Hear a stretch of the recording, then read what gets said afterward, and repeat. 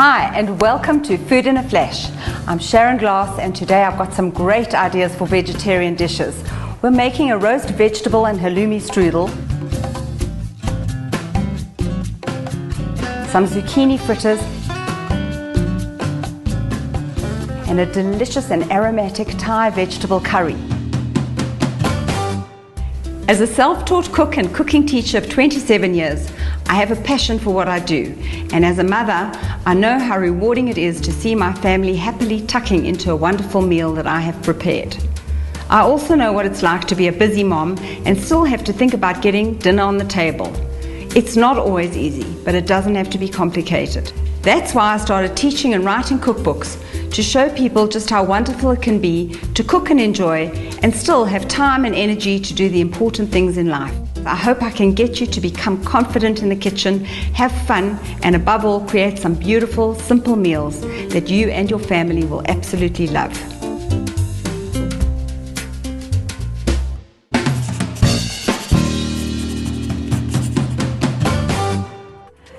So we're going to start with a strudel, and what I've got is a whole lot of vegetables that I've roasted already, but I'm just going to show you the method of actually roasting them. So we've got some zucchini, and I want to cut them into flat strips because I'm putting this into phyllo and I can't have the vegetables too bulky. And I don't want them too thin either so that they lose their color. I really need that color to stay quite vibrant when they're finished roasting. And you know what, this is really nice because you could use any vegetable that you want or have in the fridge. Just make sure that they're cooked completely. In other words, that your mushrooms don't have water because it will make your pastry completely soggy. So what we're going to do is pop these onto a lined baking tray. And I'm going to drizzle them with a little bit of olive oil. I don't want too much. A little bit of black pepper and a little bit of salt. And they probably will take about 10 minutes on 180 degrees, and then they're ready because I want the color to be quite vibrant inside my strudel. So these are the ones that I've prepared. Let's pop these into the oven, but we can actually start assembling the strudel. So I'm going to shred a little bit of basil because I'm doing this into phyllo pastry, and a strudel is actually a rolled loaf, whether it's in puff pastry or phyllo. It works either way, but you would cut it into slices, like a Swiss roll actually. And I want a little bit of basil just to shred inside in between the layers of phyllo. We're going to use about 6 sheets of phyllo. I've got some grated halloumi cheese, and I've coarsely grated it. Halloumi is a cheese that doesn't melt so fast. So you could use feta if you didn't want to use the halloumi, but definitely not mozzarella or cheddar. It's just going to ooze out completely. I have some sun-dried tomato pesto, my eggplant and baby marrow that I've already roasted, some butter for brushing, and I've got some sesame seeds for sprinkling on top, and then a few basil leaves which are going to go inside as well. So you can see I've had this sitting out at room temperature. It's really nice and warm, and what's good about that is that it's easy to work with, because if it's cold it tends to crack as you open it. So I'm working quite fast, so I'm not keeping this covered, but I would normally put a cloth over it just to ensure that it doesn't dry out. So we're just brushing it, and a light coating of butter. I have a wide brush, and that makes it much easier to coat the phyllo, and it's important that you actually get to the edges rather than the middle. Okay, another layer on top. And as soon as you've got that second sheet, it kind of seems to be easier to work with. So I'm going to alternate 1 sheet butter, 1 sheet olive oil spray, which just makes it that much healthier. And not spray and cook. I must use the olive oil spray just to give it that coating. Okay, and then I'm going to take a little bit of my basil, sprinkle it in between, and this is going to give me that gorgeous, gorgeous color when I roll it up.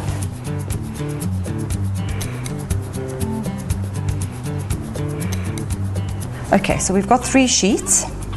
We're going to do about 6, and you need a minimum of 6 because if you don't, the whole thing gets soggy when it actually bakes.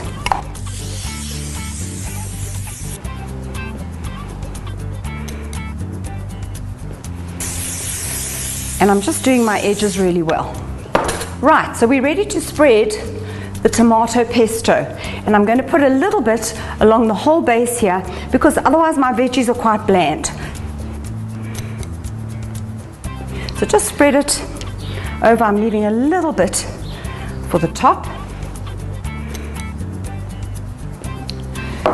And now what I want to do is layer the vegetables, and because I'm going to roll it this way rather than on the short side, I'm going to get a beautiful, beautiful fat looking strudel. So I'm going to lay my vegetables right in the middle.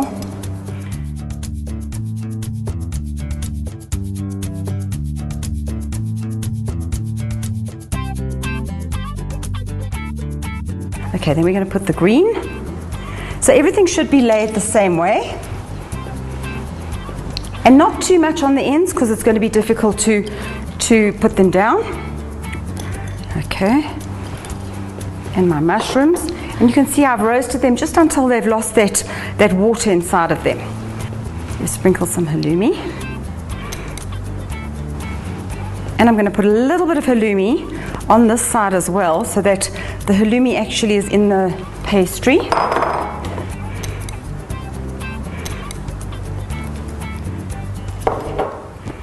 Perfect. And a few basil leaves. And I'm just breaking those few basil leaves on top. A little bit of salt and pepper, but I did salt my vegetables and the cheese is quite salty. So be careful that you don't over season this. Literally just a little touch. And some pepper. Right. And what I'm going to do is just gently pick this up and roll it over. Tuck it. Hold it quite well. I'm not making it a tight roll. So I'm just rolling it gently. And I must have the seam underneath. It's very important. Otherwise it just opens up when it's baking. And it's quite firm, so I can pick it up. And now we're just going to pinch those sides together. So I don't mind if that gorgeous cheese starts oozing out a little bit. Just pushing in my veggies. Right. And now we're going to make it look really beautiful. So we must brush the outside with some butter.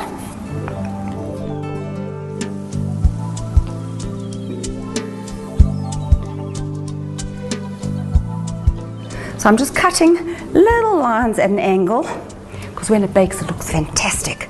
You get that gorgeous crisscross pattern. And this way. And I'm not cutting all the way through. And then we're going to take a little bit of sesame seeds and just sprinkle them on top. And it's ready to go. So it's about 180, about 30 minutes. Keep your eye on it because the inside needs to bake as well as the outside. The problem here, if the inside's still a bit raw, your pastry's soft.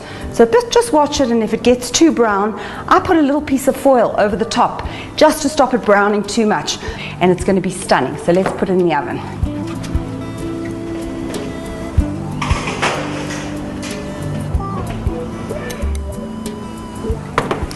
That's been in for about 35 minutes. It looks absolutely gorgeous. So I'm going to pop it onto this plate, slide it onto the plate.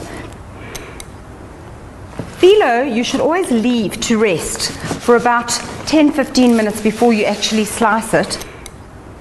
I'm going to cut it in the middle just so you can see how gorgeous it looks with that cheese melted.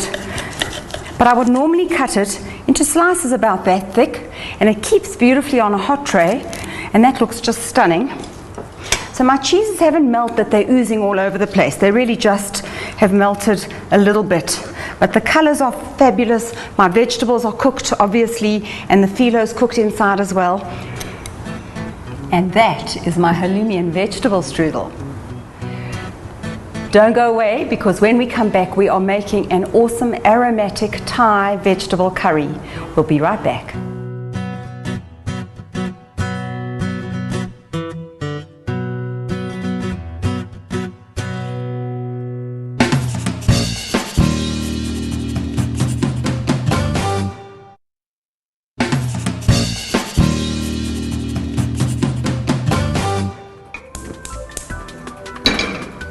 Hi and welcome back to Food in a Flash. We've made a delicious halloumi and vegetable strudel and now we're making a fragrant Thai vegetable curry.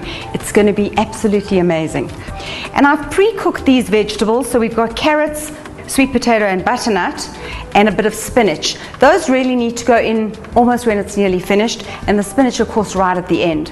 But the eggplant needs to go in at the beginning so that it can actually get the flavor of the sauce. That's the only thing that really needs to cook. So let me show you how to use the lemongrass. I grow my own, and when you grow it in the garden it looks like that, exactly like grass. The sad thing is you don't use anything but the base. You need to take off all these outside leaves because the center of the stalk is where the flavor is. So you're just going to run a little knife down the center, peel off those leaves, and when it's not fresh, they're quite dry and hard. When we went to Indonesia, I went and did a cooking course, and they showed us, we went to the market and we bought some lemongrass and all the beautiful herbs, and what was amazing there is it's so fresh. You can actually knot the lemongrass because they put it into their sauces and their stews, and it has lots of fragrance. Here, even mine is not soft enough to actually knot, but the flavor and the smell, it's just amazing. So we could use it whole like that in the sauce, or you really want to crush it with a knife to release the flavor. And even when you do this, what's good is that when you chop it, you can actually chop it much finer because you've softened it. So you want to chop it as fine as possible, because if not, you're going to get like grass in your mouth.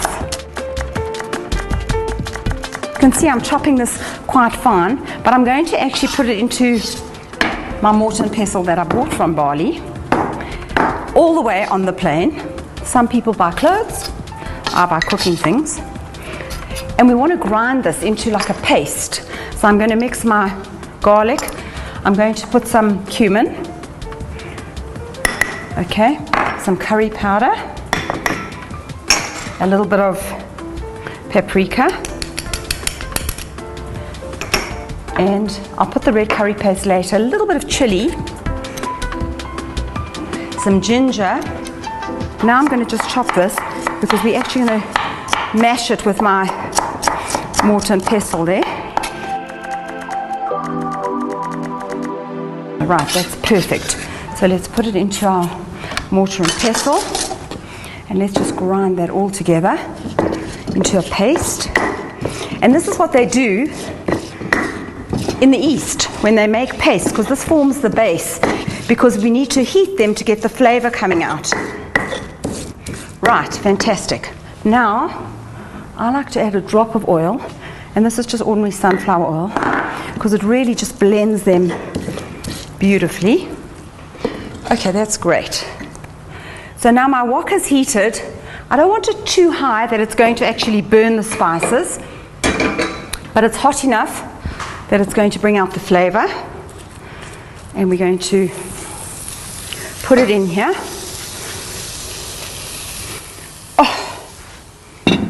I think I should have been born Asian because I love the flavors. Let's put a bit more oil.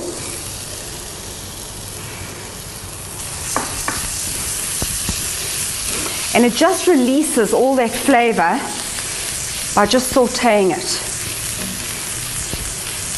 Okay, next we're going to add our red curry paste. And you can add more or less depending on how hot you want it. It smells absolutely incredible. Right, then we want coconut milk. Just a little bit, because otherwise it's going to start burning at the bottom.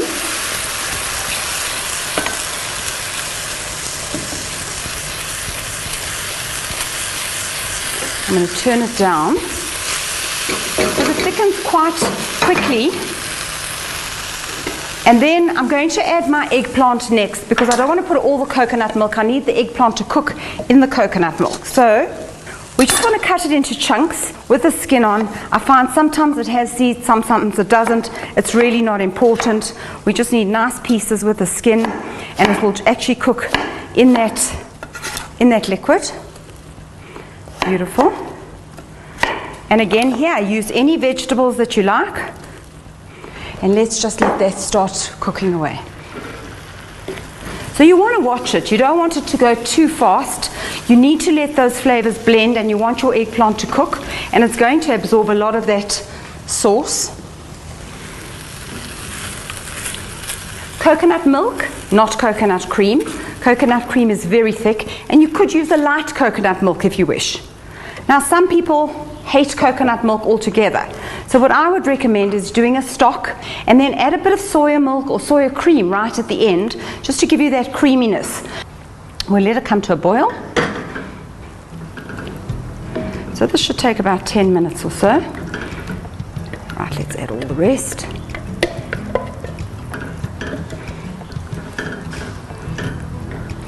This has been simmering for about 10 minutes. I think my eggplant's almost done.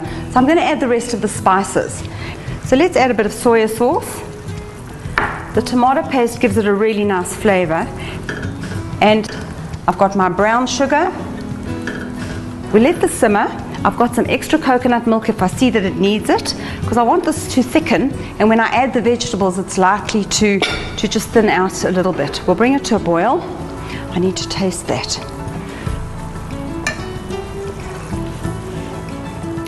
So it's a little bit sweet. I've got a lime. Let me add it.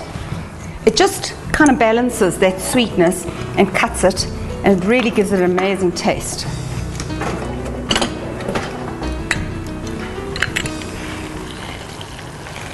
And fresh lime juice works beautifully. Right, I think I'm going to add a little bit more coconut milk, and I'm going to just keep it handy. Plus my vegetables.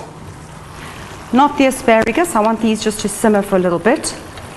And I've kept them quite chunky because when they cook in the wok, they tend to break if they're too small. And this is a curry that I want to eat as my main meal. So I'm going to serve it with some rice, or you could use rice noodles. It works beautifully with rice noodles.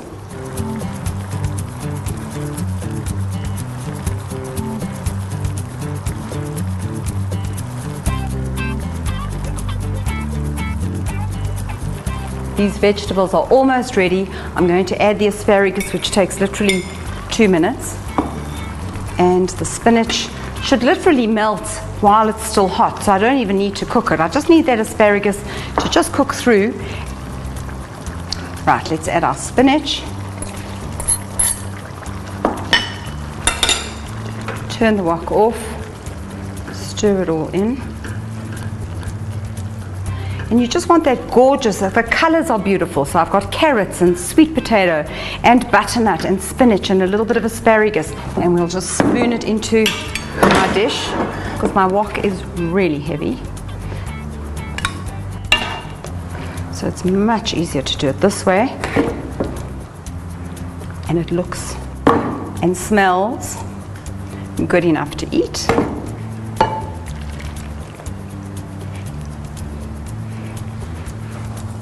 We're going to finish it with some coriander. And that's my Thai vegetable curry. Don't go away, because after the break I'll be making some zucchini fritters that are just scrumptious.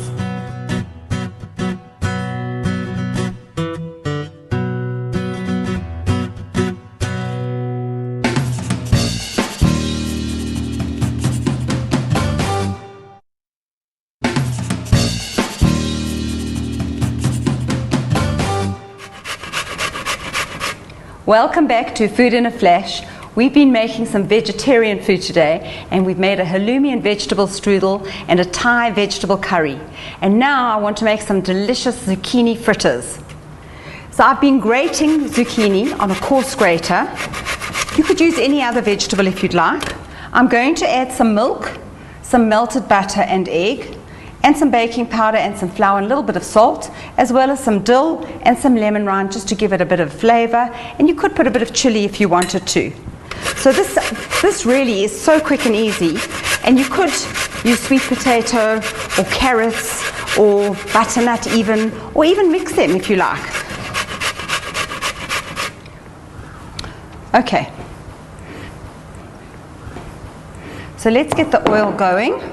I like using grapeseed oil when I'm cooking, and we don't want it on too high of a temperature. So just to coat the bottom of the pan, and we'll see if we need more after that. Right, let's mix the dry ingredients together first.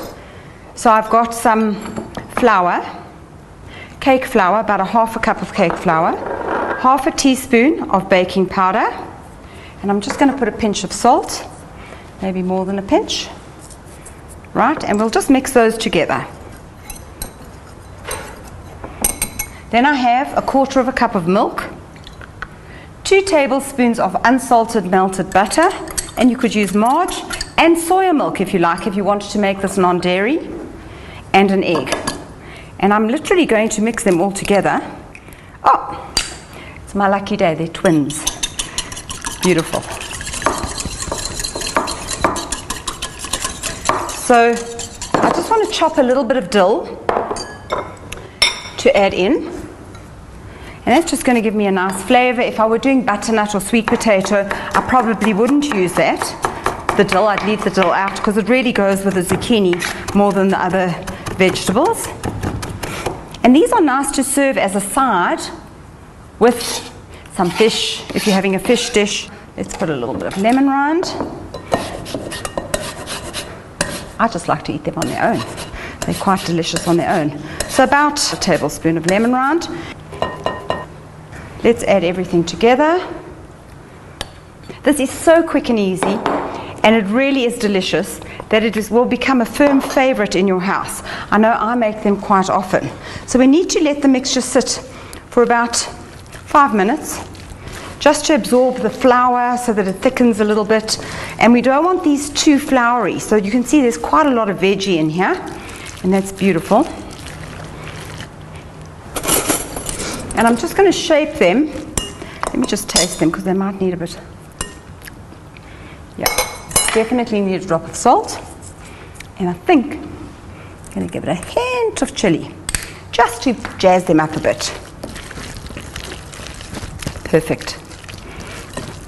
So even that, I think they'll be ready to go. Let's just shape it. And we don't want them too big. So we just want to kind of flatten them in the pan. They should puff with that baking powder, and you don't want to turn them until they are cooked properly on the one side. Probably take about 5 minutes. Right, they're beautifully set underneath. I'm just going to turn them. They are gorgeously golden. You can actually see when the bubbles come through like a crumpet that it's set. So I'm going to just put a little drizzle. I don't want them too dry. And give it a good shake.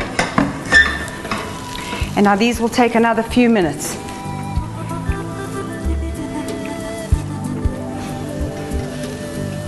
These are perfect. I'm going to take them out and just drain them on some paper towel.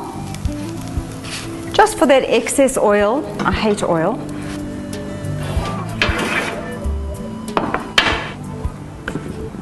And we'll just decorate them with a little bit of dill.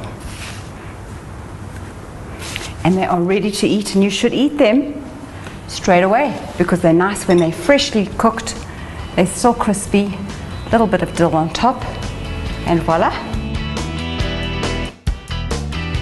So you've got some great ideas for vegetarian meals. We have a Thai vegetable curry filled with lots and lots of chunky vegetables, a halloumi and veg strudel with a phyllo pastry, and some zucchini fritters that are just yummy.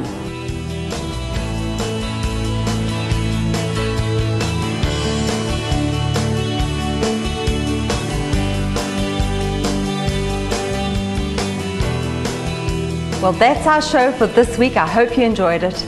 Thanks for watching, and please join me next week when I'll be giving you some great Italian ideas. We'll be making a pasta primavera, a caprese salad, and a baked pesto fusilli. Don't miss it.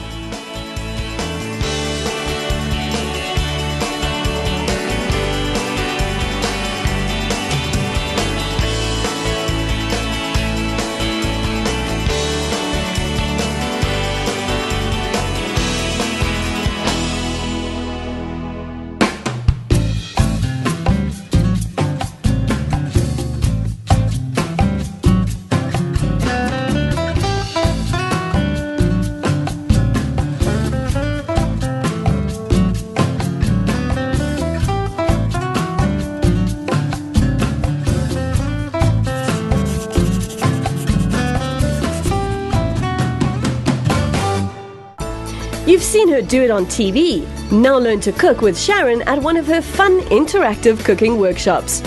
From the very basics of cooking to full dinner party meals or cakes and bakes, Sharon Glass has a cooking class or workshop just for you.